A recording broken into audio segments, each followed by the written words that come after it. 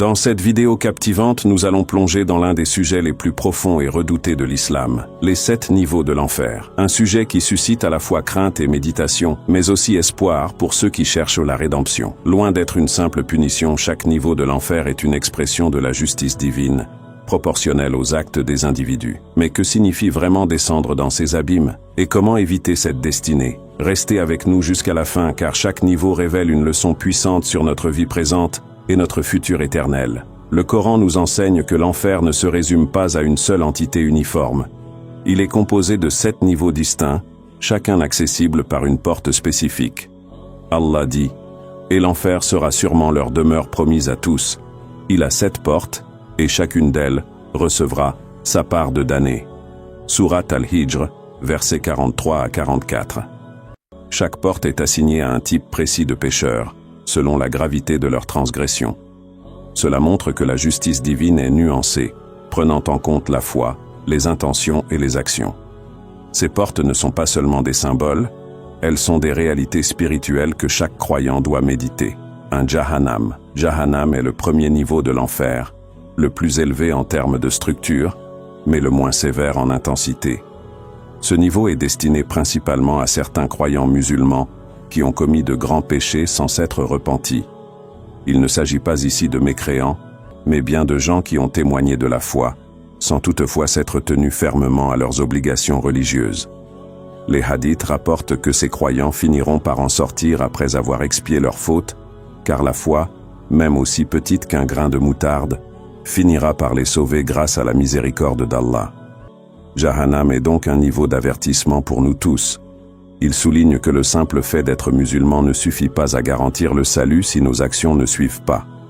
Le feu y est intense, mais ce niveau rappelle aussi l'immensité de la miséricorde divine, qui ne laisse pas périr éternellement ceux qui ont cru, même faiblement. 2. Al-Laza. Al-Laza est une flamme extrêmement violente qui, selon le Coran, arrache la peau et atteint le cœur. Ce niveau de l'enfer est réservé à ceux qui ont rejeté obstinément la foi, malgré les signes clairs et les avertissements répétés. Ce n'est pas le rejet par ignorance, mais le refus arrogant, motivé par l'orgueil, la suffisance ou la haine envers la vérité. Allah dit dans le Coran, dans Sourate Al-Ma'arij, que ce feu pénètre les couches les plus profondes de l'être humain. Elle arrache les scalps. Coran versets 15 à 16. Cela montre que le châtiment dans Al-Laza ne se limite pas à la souffrance physique. Il atteint le cœur, symbole de l'âme et des émotions, pour punir ceux qui ont fermé leur cœur à la guidance. Ce niveau pose une question essentielle. Avons-nous parfois refusé la vérité par orgueil ou confort personnel? 3.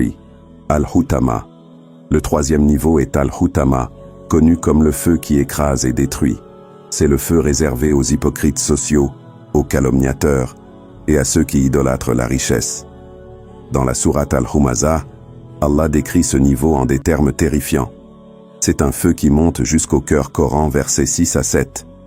Il ne brûle pas seulement la peau, il consume l'intérieur de la personne, sa conscience, son identité. Al-Hutama est un feu qui détruit tout ce qui a été construit sur l'arrogance, la médisance et l'égoïsme.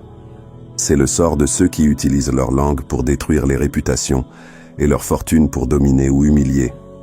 Dans une époque où les réseaux sociaux amplifient les paroles et où l'on mesure la valeur d'un homme à ses biens, ce niveau est un avertissement clair et pertinent. Fourte. As-Sa'ir. As-Sa'ir est un feu rugissant, un brasier qui brûle sans jamais s'éteindre. Il est mentionné dans le Coran comme une réalité réservée aux mécréants convaincus, aux adorateurs des idoles et à ceux qui ont sciemment rejeté le message d'Allah. C'est un feu bruyant, vivant, dont les flammes se dressent comme des montagnes. Dans la sourate Al-Mulk, Allah dit « Nous avons préparé pour eux le feu de Sa'ir » Coran verset 5. Ce feu n'est pas seulement intense, il est également entouré de cris de désespoir, de chaînes, de colliers de fer et d'une obscurité spirituelle absolue. Les habitants de ce niveau perdent espoir, car ils savent qu'ils n'en sortiront jamais. C'est un rappel de l'importance de rester fidèle, même dans l'adversité, et de rejeter toute forme d'idolâtrie ou de rébellion contre Allah. 5. Sakar. Sakar est l'un des niveaux les plus poignants, car il est lié à des péchés qui pourraient toucher n'importe qui. Dans la sourate Al-Mudathir, des habitants de l'enfer répondent Nous ne faisions pas partie de ceux qui priaient. Coran verset 43. Sakar est donc réservé à ceux qui ont abandonné la prière, délaissé la charité, nié l'existence du jour du jugement et vécu dans l'indifférence spirituelle. Ce feu est décrit comme ne laissant rien derrière lui, consumant tout, ne donnant ni répit ni espoir. Ce niveau montre que la négligence, même sans hostilité apparente, peut conduire à une perte éternelle. Il ne suffit pas de croire intérieurement. Les actes visibles, comme la prière, sont essentiels pour nourrir la foi et garantir le salut. 6. Al-Jahim. Al-Jahim est le feu le plus intense dans sa chaleur et sa proximité physique avec les damnés.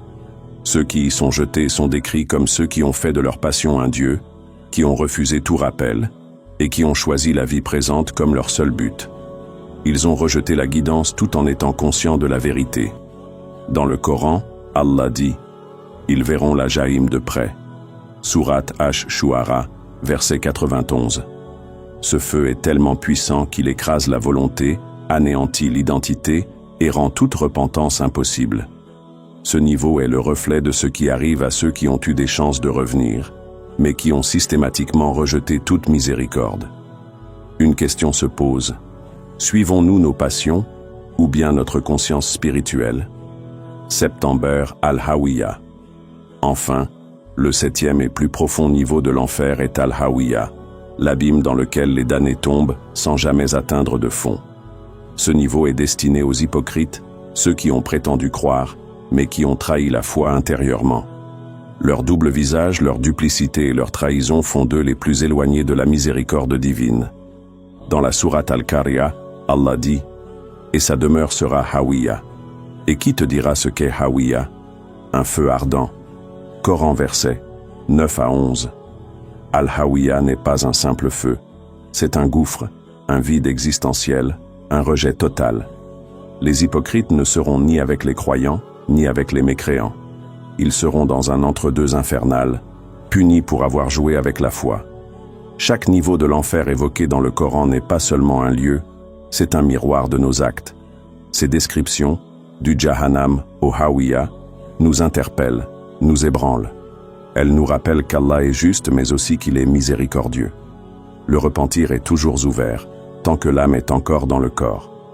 Ne négligeons pas les signes, car la destination finale dépend de notre engagement aujourd'hui. Ainsi s'achève notre voyage à travers les 7 niveaux de l'enfer, un rappel glaçant de ce que peuvent entraîner nos actes ici-bas. Mais il n'est jamais trop tard pour changer. Le repentir est un chemin ouvert à chacun de nous, une chance offerte par la miséricorde divine.